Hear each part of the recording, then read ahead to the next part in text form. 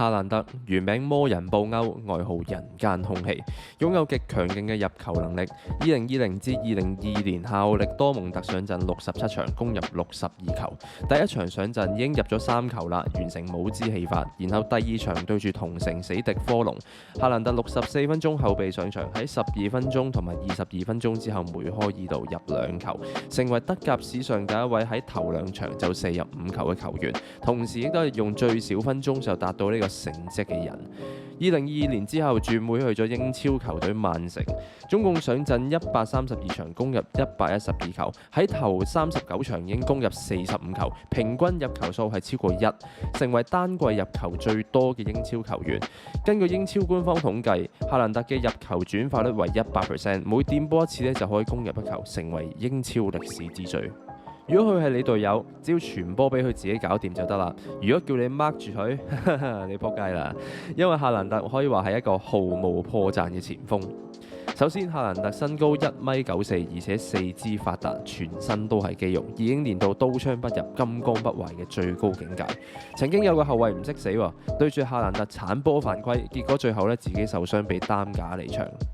以前英超有種前鋒叫做柱躉式中鋒，佢哋通常都係身材高大、身體對抗能力強，主要負責喺前場作為進攻嘅支點，透過高空爭頂、護波同埋義傳，為隊友製造進攻嘅機會。當球隊面對密集防守，無法通過地面組織嘅時候可以透過大腳長傳直接俾前場嘅柱躉中鋒。法國嘅基奧特同埋車路士傳奇球星杜奧巴就係典型嘅優秀柱躉式中鋒代表，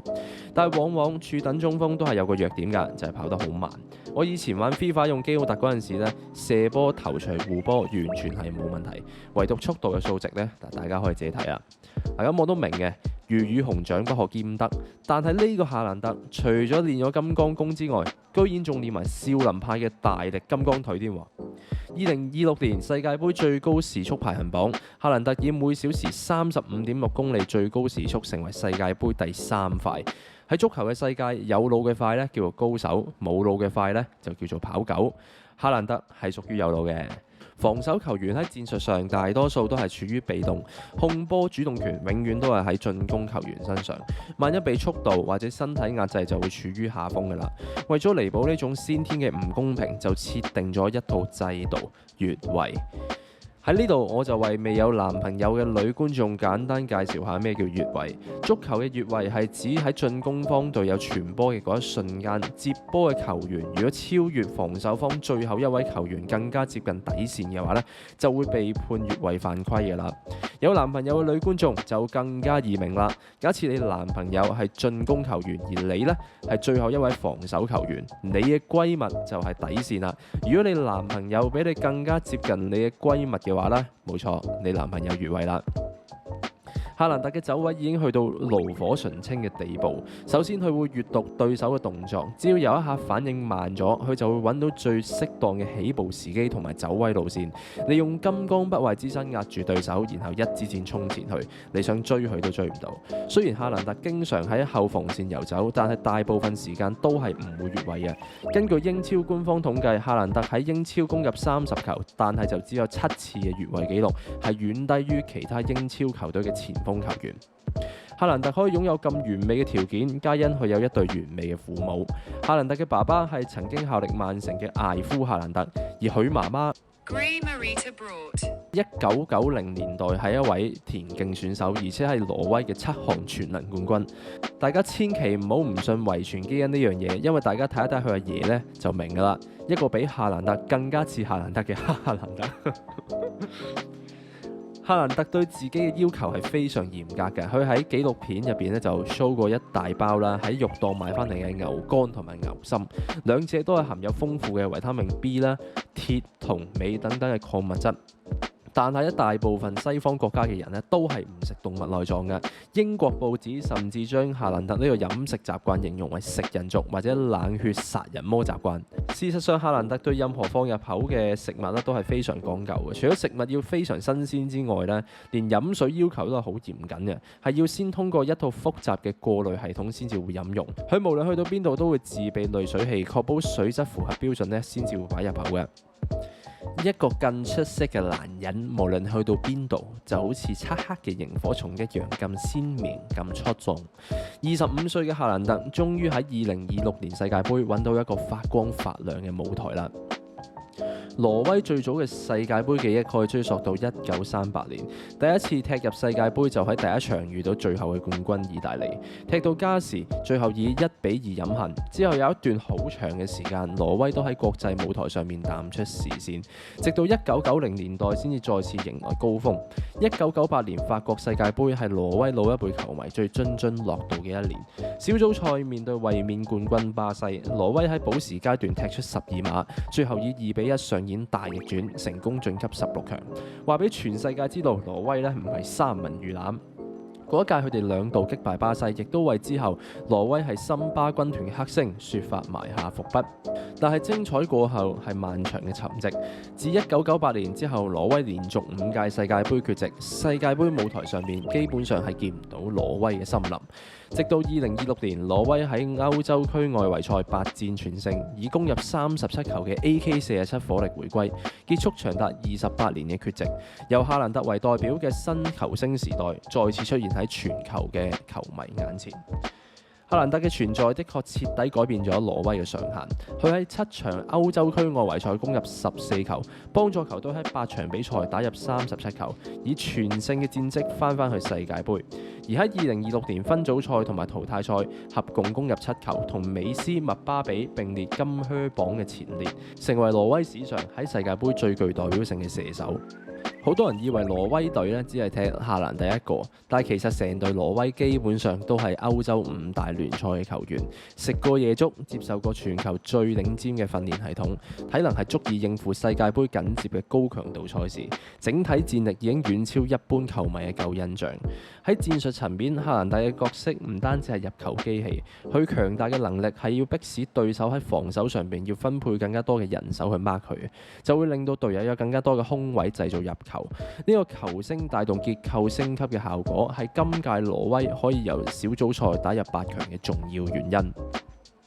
點解全世界觀眾都特別中意挪威呢種球隊呢？因為黑馬永遠都係一套受歡迎嘅故事。現代足球已經高度商業化啦，頂級豪門同埋傳統強隊嘅勝利經常被視為理所當然。而黑馬嘅出現象徵住不確定性仍然係存在嘅。呢個足球世界唔係有錢就惡晒嘅。挪威係非常符合觀眾心目中黑馬嘅經典形象，因為球星唔多，所以俾人好有新鮮感，而且有清晰嘅隊伍風格。北歐維京人天生嘅身體對抗同埋空中優勢，加上夏蘭特呢種英雄嘅降臨，如果挪威贏埋今屆世界盃，少林足球就可以拍第2集啦。sorry， 第3集先啱，叫挪威足球。真正令挪威呢個名被所有人記得嘅原因，就係16強對巴西嗰一晚啦。面對由安察洛提領軍嘅5屆世界冠軍，挪威喺比賽尾聲憑住夏蘭特嘅梅開二度，加上門將尼蘭特嘅多次神救，最後以2-1逆轉勝出，歷史性闖入世界盃8強。數據顯示，兩隊歷史上交手5次，巴西竟然係未贏過挪威嘅。喺世界盃舞台更加係2戰2敗，令挪威被冠上森巴軍團黑星嘅名號。呢場敗仗對巴西嚟講咧，係36年嚟最慘嘅世界盃淘汰紀錄。自1990年意大利世界盃止步16強之後，巴西喺隨後8屆最少都入到8強，期間仲攞過2次冠軍、1次亞軍同埋1次殿軍。喺2026年俾挪威擋喺8強嘅門外，而且連續6屆世界盃被歐洲球隊淘汰。對於巴西球迷嚟講，呢個就係一場唔應該輸，但係又冇得唔面對嘅賽事。挪威嘅8強之旅最後喺對英格蘭嘅比賽入邊止步，加時以1-2落敗。但呢個唔影響佢哋今屆嘅黑馬特色，歷史性殺入8強，淘汰巴西神鋒夏蘭特，足以令2026年被視為挪威足球嘅新時代起點。雖然挪威最後喺8強止步啦，但係歷史性首度殺入世界盃8強，而且喺16強爆冷淘汰5屆冠軍巴西嘅震撼表現，已經令到呢班維京戰士成為舉國英雄。飛機抵達首都奧斯陸嘅時候，唔單止有軍機護航，看台上邊係更加有超過10萬名球迷嘅熱烈歡迎。挪威皇室成員仲親自擊鼓，帶領全場展開震撼嘅維京戰敲。相反，其他國家已經盡晒力踢啦，但係因為個人失誤或者戰術失調，被全國視為罪人，甚至總統都出嚟公開譴責。哈蘭德贏盡所有人嘅心，好多人都相信佢會帶領挪威4年後東山再起。哈蘭德呢個品牌又係點樣發揚光大呢？呢首歌相信你一定有聽過。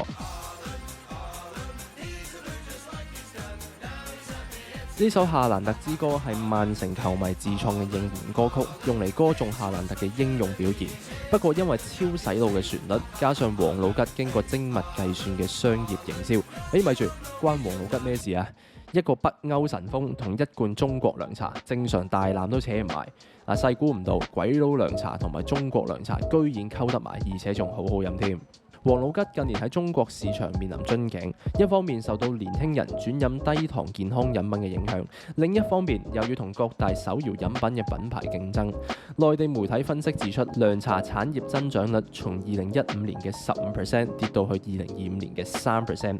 傳統牌只要突破，必須尋找新故事同埋新市場。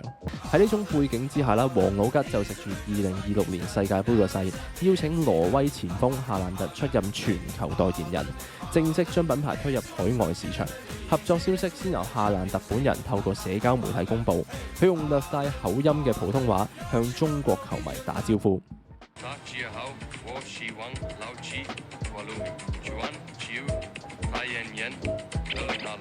呢一句問候，加上佢誇張嘅表情同埋招牌丸子頭，立即喺中文互聯網掀起大量二次創作。廣告畫面亦都刻意營造一種有啲老土嘅魔性風格。夏蘭特喺鏡頭前面做出誇張嘅表情，飲完涼茶噴出火焰嘅特效呢，觀眾睇到苦有甜之間。唔少觀眾一開始咧仲以為呢個係 AI 合成或者係網友惡搞啦，直到王老吉拍埋拍攝花絮咧，大家先肯定原來係真人演出。呢段廣告喺社交媒體上面迅速形成病毒式傳播。王老吉國際品牌帳號過去嘅 post 多數咧都只係得個位數字係讚好，但係夏蘭特宣布代言嘅 post 係即時突破29萬讚好。後續廣告片同埋花絮更加穩定維持喺10萬級別嘅互動。有香港媒體統計，夏蘭特嘅世界盃表現同埋廣告效應係令到佢嘅 IG 追蹤人數喺短時間內由4000萬飆升去到超過5440萬。對王老吉嚟講，呢個合作係用一首魔性神曲同埋一位世界盃頂級球星打開咗國際曝光嘅缺口。對夏蘭特嚟講，呢個唔單止係一個廣告，而係佢作為流量密碼正式打入亞洲市場嘅重要里程碑。根據福布斯同埋其他財經媒體嘅綜合分析，2026年世界盃夏蘭特嘅年度收入估算係大約有8000萬美元，折合大約係6.2億港元，當中係包括球會人工啦、個人商業代言、社交平台合作同埋部分投資收益。呢個數字已經令到佢喺全球足球員收入榜上面僅次於頭2名嘅美斯同埋C朗，遠超唔少同時期嘅頂級球星。喺今屆世界盃週期入邊美斯同C朗嘅個人贊助數量仍然係最多嘅，夏蘭特就緊隨其後，已經簽咗超過10個嘅商業代言。呢啲合作係包括運動品牌啦、通訊科技、電子遊戲、金融服務同埋王老吉呢一種嘅食品飲料品牌。換句話講，佢已經唔再係踢波出色嘅球星，而係跨行業嘅商業明星。至於王老吉呢一單合作具體嘅出場費係未有公開嘅，但係可以從行業慣例同埋品牌定位去推斷啦。要請到當屆金靴熱門英超巨星去做全球代言人，合約規模好可能最少係超過1000萬美元級別嘅，尤其係涉及廣告拍攝、社交媒體宣傳、線下活動同埋長期肖像授權。雖然報道冇具體嘅金額啦，但係唔少財經專欄將王老吉 Mix 夏蘭特視為中國品牌全球體育營銷嘅一個代表性高投入案例。世界盃直接推高咗佢嘅商業身價。喺球場上，佢同美斯、麥巴比以7球並列射手榜嘅首位。喺網絡上邊，夏蘭特之歌同埋各種表情喺網上瘋狂流傳。喺代言市場，佢一口氣簽咗雙位數嘅合作。雖然世界盃只係短短1個月嘅短期賽事，但就足以令夏蘭特成年嘅收入同埋品牌價值產生跳躍式嘅增長。2026年世界盃，夏蘭特先係真正嘅贏家。